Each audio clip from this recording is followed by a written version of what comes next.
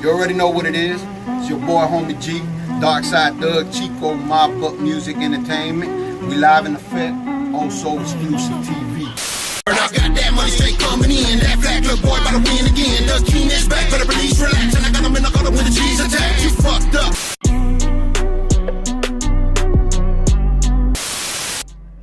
What's your name and where you from? Hey, it's your boy, Homie G. You already know, Flagler Boy, West Flagler Street out of Dade County, Miami, Florida. Been doing this for a very long time. Took a little break. Now I'm back in the game and over here with OSXTV. You already know. Are you working on any projects right now? Yeah, I got some projects in the work. I got my solo album in the work, The Neighborhood Star Volume 2, still standing. Got a lot of meaning behind it. It's putting my life in it. All the baby mama drama, all the homeboys we done lost, done died in the past few years. Everything in my life that's going on now is what I'm doing on my new album. You know, The Neighborhood Star Volume 2, still standing. So you said before we got on camera that you recently got back into music because of your son. Yeah, I stopped doing music back in 2012 to raise my son. I was trying to do the family thing, you feel me? And I mean, I didn't stop completely, but I stopped heavy about, like throwing percents, 90%. I'll do songs with my dog Warlock, and I was really just trying to raise my son. It was something new to me, you know what I'm saying? He done changed my life around. I went from going to the streets to a whole 180 and changed my life completely, you feel me? So I felt like I had to give the music a break to do that, you know what I'm saying? And the reason why I'm back in the music is also my son. One day, these kids, they be on the YouTube and on the internet, and he had came across one of my videos. And yeah, he's like, hold up. Dad, that's you? I said, yeah, man, that's me. He goes, you do music? I said, yeah. He goes, you famous? I said, nah, I ain't famous, man. I mean, I got some numbers on my YouTube video. Y'all check that out. You know what I'm saying? I got numbers on them, but I said, nah, I ain't famous, man. But he's like, you on YouTube? I said, Papa, everybody could get on YouTube. He's like, but you don't do music no more. I said, nah. You feel me? So he said, why? I said, because I stopped to raise you. He had asked me, you can't raise me and do music at the same time? I said, I sure could. He goes, then you need to start doing that. So I'm back in the game now, baby. You feel me? The reason behind the title for The Neighborhood Star Volume 2 still standing because I'm still here, you feel me? But I'm back in it because of that boy right there. So Buck Music, is that your record label? Buck Music goes back far. I'm part of a group called Darkside Thugs that we formed in '97, which is me, my cousin Mignon, and Little Ren, real good friend of mine.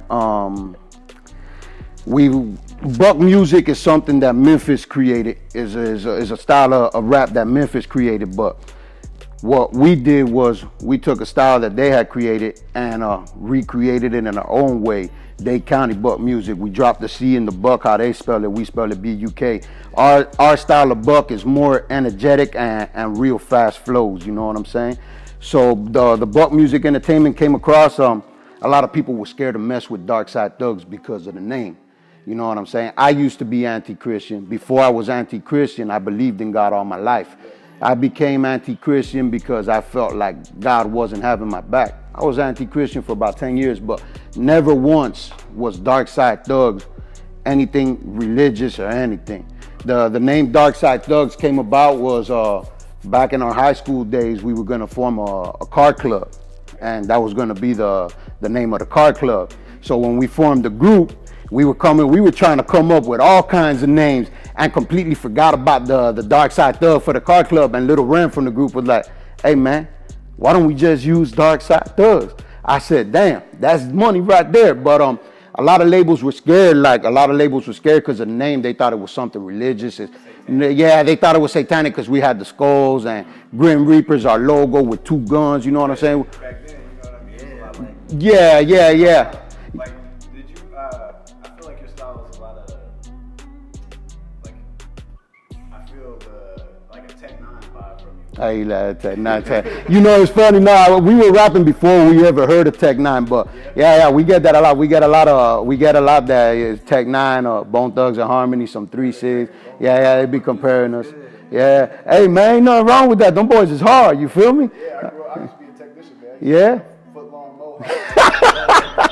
Hell yeah, no, Tech 9 raw as hell, man. That's why when I saw your shit and I saw all your fast raps, man, Yeah. I was like, oh, this dude can really rap. Yeah, that's what's up. I appreciate that. What makes you do like the fast rap? Because a lot of people out here, they don't do the fast rap in Miami, bro. Man, I'm glad you brought that up. Darkside Thugs, we're one of the first groups to come out rapping fast in Miami, Florida. I don't know about all of Florida, but I know in Miami, we the original tongue twisters out there, you know what I'm saying? But now that's something that came natural to us, believe it or not. Like, I mean, my cousin Mignon, he was a fan of Bone Thugs. Little Ren, he was a fan of Tech 9. But really, when he first started into music, he was a fan of Biggie and Puff Daddy. So, but the fast raps, that came natural to us. The way we're from the middle of Miami. So, you know, it's a fast-paced life. We got a lot to say. The only way to do it is with speed, you know what I'm saying? So, what would you say your main focus is? Is it Dark Side Thugs? Or is it a solo career? Right now, look, man, I love my group, and I love my group to the death. The group is not active right now. Sadly, it's not active. And I understand because my cousin, he's trying to start a family. Little Ren, he got two kids with two baby mama dramas, you know what I'm saying? And they trying to do, you know, they trying to do the family shit, you know what I'm saying? And I completely understand.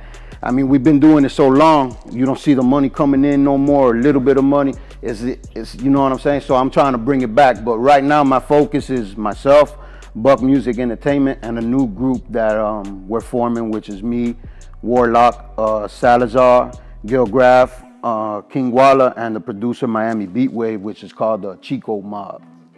Yeah. It's different styles and different people from different areas of Miami, you know what I'm saying? So it's something you should be looking out for. It's super hard. Yeah. So I heard you were signed to Crunchy Black from 36 Mafia. Yes. Crunchy Black, man, that was a great story right there. Hold up, man.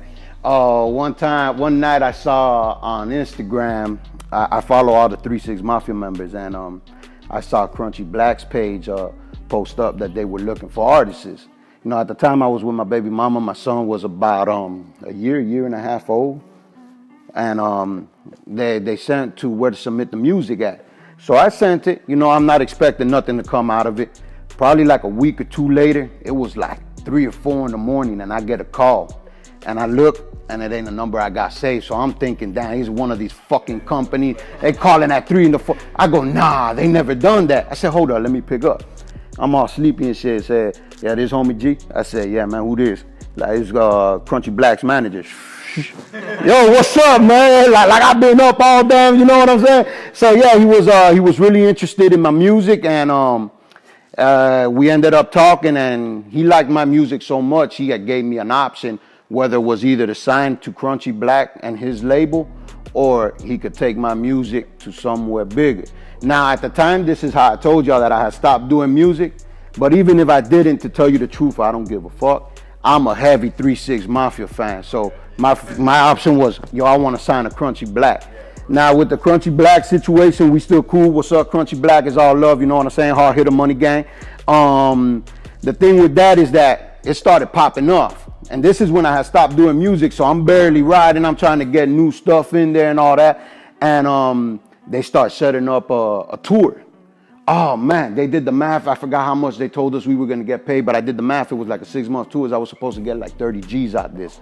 So, hell yeah, I just had my son. I said, these 30 G's, I could buy me a house, down payment. Yeah, hell yeah. So, check this out, though. In the midst of all that, I go start buying clothes. I spend like a stack buying Dickie suits, Miami hats, because I'm going to be out of state. I got to represent Dade County, you feel me? I'm buying shoes. I spent like a stack of $1,200 and shoes and clothes and all that. And one of the first shows that we were going to have was in a state that Crunchy Black had a warrant in. And me and him were talking about it. I was like, you know, if we do this show, and I ain't going to show up and you're going to get locked up. He's like, man, we got to do it. We got to make this money.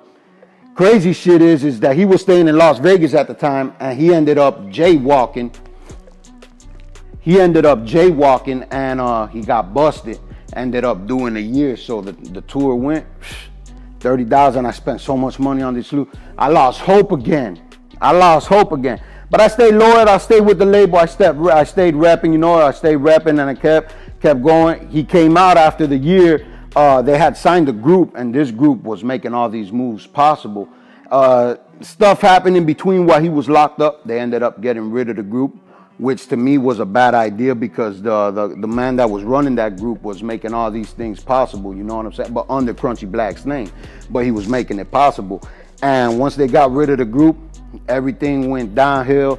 The manager stopped calling me, and I was back into the funk of not doing music no more, you know what I'm saying? So you said you didn't have any hard feelings about it? No, hell no, I had no hard feelings, man. I got songs with Crunchy Black. We got unreleased tracks. There's one release under one of his artists named Lozan from Las Vegas. It's called Battleborn. You'll find me on the song. It's called Hard Hitter Money Gang, I think it's called.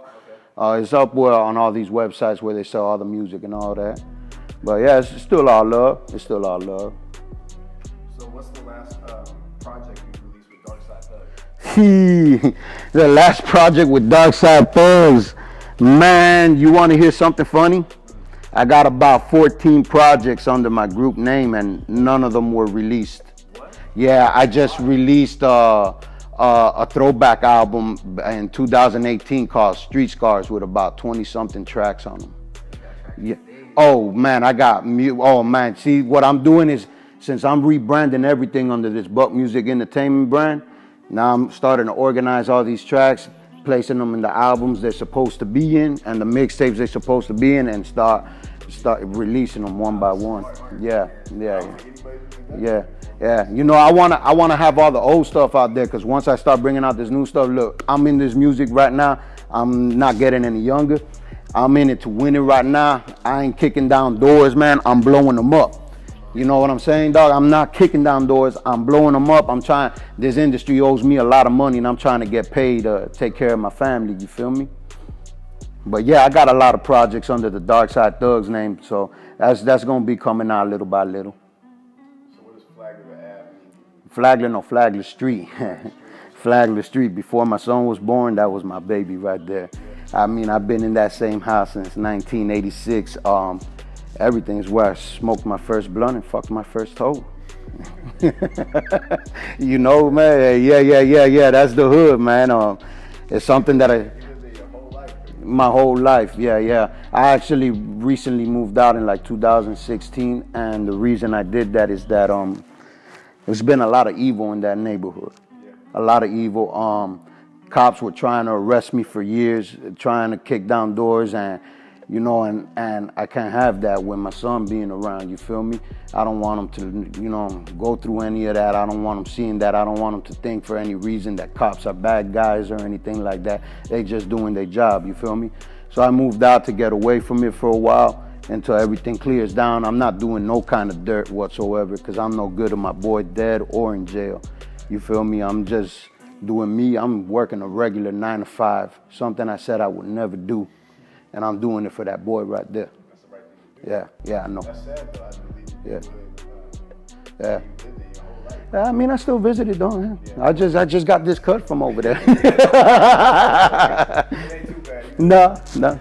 Yeah. Go touch everything. Yeah. What got you into rapping in the first place? Like back in the day? All right. That's good. Got me into rapping. Seriously, man, it was a way to relieve stress, man. Like whatever, like you know, people start off with poems and all that. I was always into music, you know what I'm saying? So I would just, over rappers, like let's say Bone Thugs and Harmony, like let's say I was going through something sad in my life, even with the song, not just the beat by itself, but I would write over the song what I'm feeling or going through at the moment, you know what I'm saying? And it was a stress reliever. It was really good. And I saw myself calming down a lot, like getting into less fights, because I would put this onto papers, you know what I'm saying? Yeah, that's perfect therapy to me, you know what I'm saying? And that's really why I really got into music. It's something, I really love it too, man. I won't let it go, even if it doesn't happen to me. It's something I would never let go, because it's therapy, like you said. You know what I'm saying? Yeah. Huh?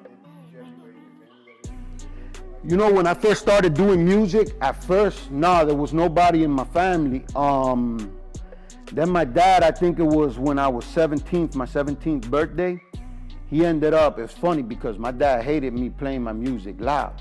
And for my 17th birthday, I guess he saw me get into it so heavy, he ended up buying me a DJ system. And yeah, and I asked him, and it was the first CDJs that ever came out. So, you know, oh man, I was the only one with CDJs at the time. So I looked at him like, you know, hey, thanks, man. I was super fucking happy. And I said, but why'd you buy this? I couldn't find out my dad used to be a DJ.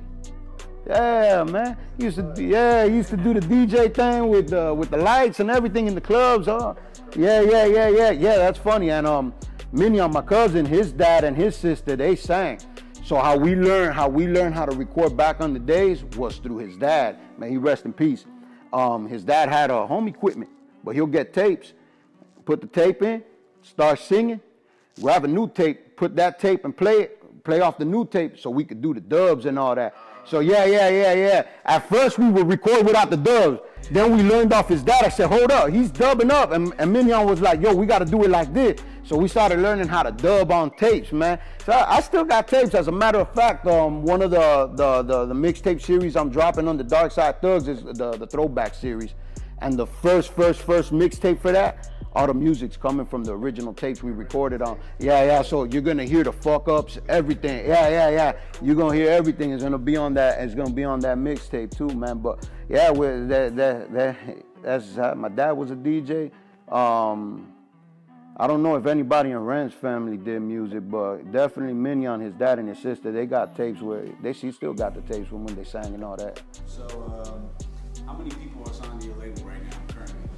Right now, under my label, I got T Bizzle, Dollar Bill, me, Youngster, and I got Dark Side Thugs on the back burner.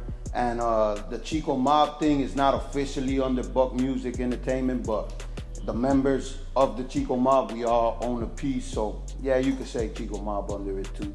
Okay. So far in your music business career, what's the biggest lesson you learned? Hardest lesson you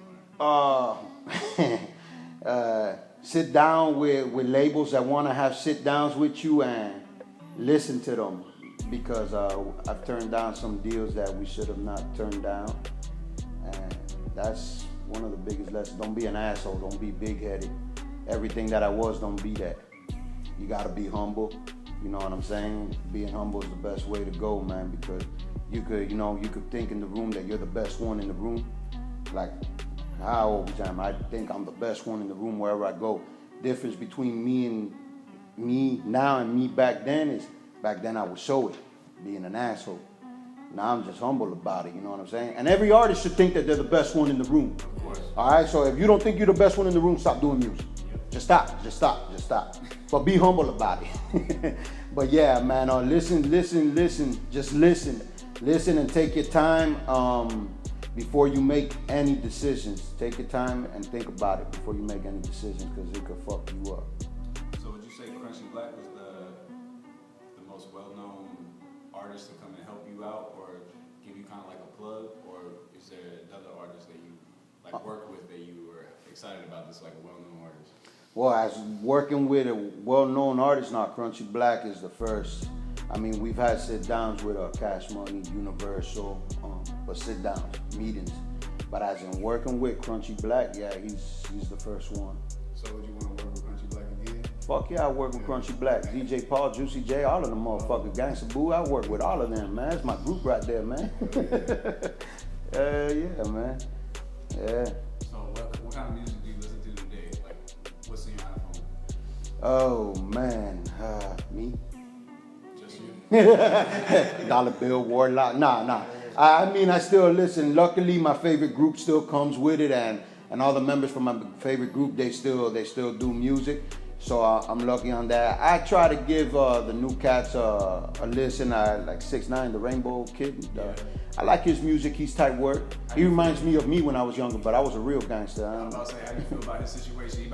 He's apparently snitching. He's about to get out of jail or prison in about a year. I don't know, man. Everybody he's with is going through Listen. Look, from where I come from my background, man, and I do understand that he got a kid that he got to take care of, believe me, but it's the reason why I stopped doing dirt was because of my kid. Because like I said, I'm no good at my kid dead or in jail, and it's something he should have thought about. What he's doing in court, I do not agree with. I don't give a fuck how much of these new motherfuckers, all these young people talk about he got a family, then you should have not done the crime. You feel me? I like his music. I like his style of music. I think he's dope. But him trying to be a gangster, he should have not did that. Once he got his first $1 million, he should have left that shit behind him and kept doing music. Even if you were faking it, fuck it. Do it, man. But make your money and fuck the rest. Keep yourself away from all that, man. Yeah, but So you listen to like the newer artists? I get put on by the new artists, believe it or not, by my son. By the way, my son is 7 years old. I get put on by the new artists by my son. There's a song now that my son's been listening to that I love the song. It's fucking great. Some dude YWM or Murder on My Mind. Yeah, Murder on My Mind. I love that song, man. That shit hard as hell, man. You know, but yeah. It's through my. Who? He's from Florida too. Oh, he's from Florida? Yeah. Get the fuck out of here. Yep. I didn't know that. What part? I think South Florida, matter of fact. Yeah? Oh shit, that's crazy. Yeah, I like him. Kodak Black, he's straight. I'm not too much into the new people. The little Yaki. What's his name? Yeah, him. I can't. I try to give him a chance. Hey, and when I tell you I try to give him a chance about 5 or 6 times, and the beat sounded like some 1985 Nintendo shit, man. So you like the newer artists, but you like the hard new artists. So Yeah. You say Kodak, you say YNW. Yeah, I like the ones that are more or less on the styles that I do. I'm not with the auto tune or nothing like that. I try, but it doesn't tickle my pickle. So did you party hard when you were first coming out making music, or were you? what was your life consist of? Let's say 10 years ago, before your son was born. Oh. What is your day-to-day life consist of? Oh, yeah. It's a lot of party, a lot of hoes, a lot of liquor, buck juice. Yeah, it was a lot of partying, man. What's buck juice? Buck juice is a little creation I did with Skull vodka, Absolute vodka, and Grey Goose with Sprite. Yeah. A lot of people that hang around me, they still remember that bug juice to this day. Every time I get a message or somebody go to a liquor store and they see the Skull vodka, they take a picture and bug juice. So how hard is it transitioning from that type of lifestyle to a more fatherly lifestyle, having to get a regular job and do all that type of shit? Really, it's not hard. It's what's hard is the getting used to. Because I come from the streets where I got nobody tell me what the fuck to do. I do what the fuck I want to do. Then I'm at a job, and being fresh off the streets, you know, I still got the mentality when, you know, they got the owner, the managers and all that. They tell you, son, like, yo, hold up, oh shit, I'm working right now, my bad. You know what I'm saying? Like, you gotta, it's the getting used to, which, you know, I got no problem with it, but then, you know, back then, before my son, I had a social life. I was everywhere. Everybody knew who the fuck I was. I go to the beach and people stop me. Yo, homie, what's up, man? What's up with the new music? You know what I'm saying? Nah, I'm more with my son and try to do things for him. You know, I'm doing the music, but it's harder to, like, I like to involve my son in everything. Yeah. You feel me? Like, we do music videos, my son's there. We go to the studio, my son's there. Yeah, you know, the interview right now, my son's here. He's right there in the background. Oh, yeah, I bring him with me, but the thing is now to go to perform and all that, I can't bring him with me. And even if I could, I don't know if I would want to, because, you know, anything could happen. People drinking, smoking, doing their thing in the club, you know, dog. But it's just getting used to, you know what I'm saying? And once you're used to it, I think you're good. But I don't think I could ever get used to working a 9 to 5, man. I get paid in 1 week when I used to sit in front of my house and get the same amount of money in 20 minutes. You know what I'm saying? That I don't think I'll ever get used to. That's why I need this music to happen. Y'all need to go out there and support your boy and go buy the damn music. Everything about a job. Right? You remember that? Yeah.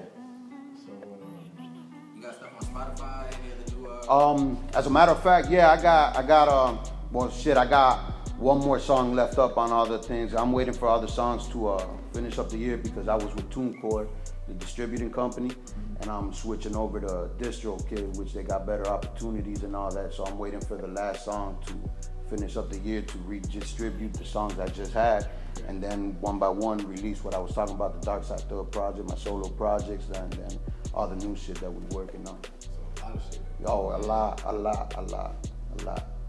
Do you feel like it's easier to make money in music now or before? Oh man, it's a lot easier to do it now. Back then, like we were talking earlier off camera, back then, you wanted somebody to go see you perform, you had to go hit the streets with your street team, pass out flyers and, you know, hey, we performing this day at this club, or give them a mixtape so they jam you out and they say, damn, they tight work, I want to go see them perform. Now, it's a lot easier. All you got to do is upload it onto the internet and get people to listen. Once they listen and they feeling you, it's a lot easier to make money. But the thing is that they got to buy the music. They can't stream it. Because for artists like me and other independent artists, the streams you really don't get money because we ain't nationally known or worldwide known. That's good for Drake, Lil Wayne, you know, artists like that. And they get all that money. But for artists like us, it's better buy it. Don't be cheap. Single $1, album $5, $10. Holla at your boy. Come on, you know, help a boy get a big house for my son. All right, is there anything you want to say before we close up?